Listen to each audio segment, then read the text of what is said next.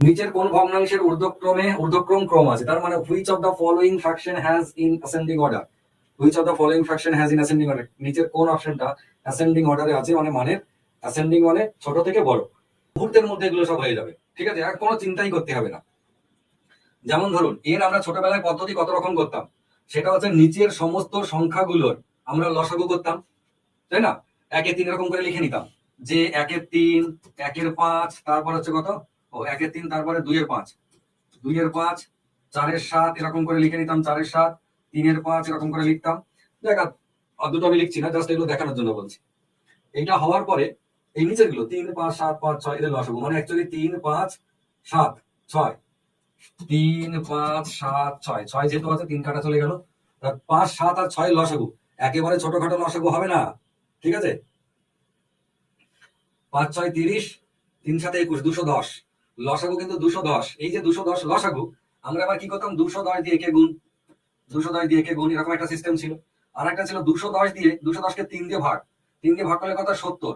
তাহলে এটা কি করতাম, 70 দিয়ে উপরেও গুণ, 70 দিয়ে নিচেও গুণ। এই 5 দিয়ে যদি করতাম তাহলে সেটা দিয়ে উপরেও গুণ, সেটা দিয়ে নিচেও গুণ, মনে আছে?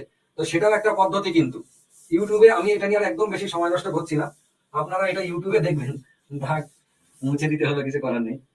এইবারে আমি এইটাকে একটু লিখে নিচ্ছি, একের তিন, তারপর হচ্ছে দুইয়ের পাঁচ, আপনারা নিজেরাই বলবেন, চারের সাত হলো, তারপরে তিনের পাঁচ, পাঁচের ছয়, আর একটা হচ্ছে ছয়ের সাত। এই যে সংখ্যাগুলো লিখলাম, একে ফ্র্যাকশনাল ভ্যালুতে ট্রান্সফার করুন।